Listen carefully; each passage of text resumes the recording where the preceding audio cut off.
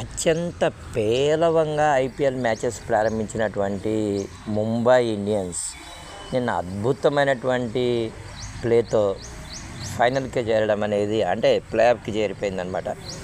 ఆదివారం రోజు వాళ్ళు పంజాబ్ కింగ్స్తో ఆడాల్సి ఉంటుంది. నిన్న అసలు ఓడిపోవడానికి, గుజరాత్ ఓడిపోవడానికి ముఖ్యమైన కారణం ఏంటంటే హిట్మెన్ ఇచ్చినటువంటి 2 క్యాచెస్ని వికెట్ కీపర్తో సహా వేరే ఫీల్డర్ మిస్ చేయడం అనేది కొంప ముంచేసిందనమాట. అప్పుడు రోహిత్ శర్మ గారి స్కోరు 3 రన్స్ ఉంది, ఇంకోటి 12 రన్స్ ఉంది. క్యాచెస్ వదిలిపెట్టడం అనేది ఐపీఎల్లో ఎంత డేంజర్ అనేది ఈ క్వాలిఫైయింగ్ మ్యాచ్లో మాత్రం నిన్న మనకు చాలా చాలా స్పష్టంగా తెలిసిపోయిందండి. కీలకమైన సమయంలో గిల్ విఫలం అవ్వడం, తర్వాత సాయి సుదర్శన్ ఒంటరి పోరాటం చేయడం, సరే అతనికి వాషింగ్టన్ సుందర్ లాంటి వాళ్ళు తోడ్పాటు అందించడం, ఇవన్నీ కూడా మనం చూస్తూనే ఉన్నాం. కానీ ఒంటరి పోరాటం అయితే వృధా అయితే అయిపోయిందండి.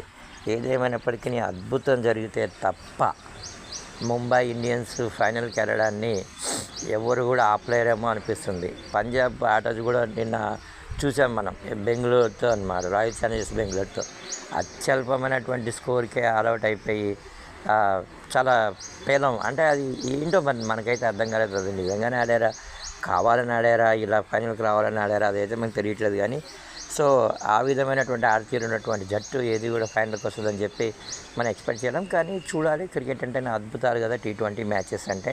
అలాంటిది ఏదైనా జరిగితే తప్ప final is going to be between Mumbai Indians and RCB అని అనిపిస్తుంది అనమాట. చూడాలి మరి రేపు జరగబోయేటటువంటి మ్యాచ్ ఏ విధంగా మనకు ఉంటుంది, Punjab Kings versus Mumbai Indians అని చెప్పనమాట. నిన్న కూడా మనం చూసాం, సిక్సర్లు గుజరాత్ టైటాన్స్ కొట్టడానికి ఎంత కష్టపడ్డారో. అంటే బౌలింగ్ అనేది అంత కట్టుదిట్టంగా వేశారనమాట ఎవరు, ముంబై ఇండియన్స్.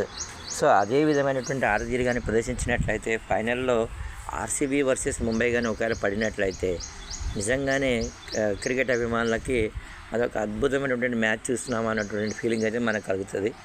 ఏదేమైనప్పటికీ 2025 ఐపీఎల్ అయితే చాలామందిని అరలించిందండి.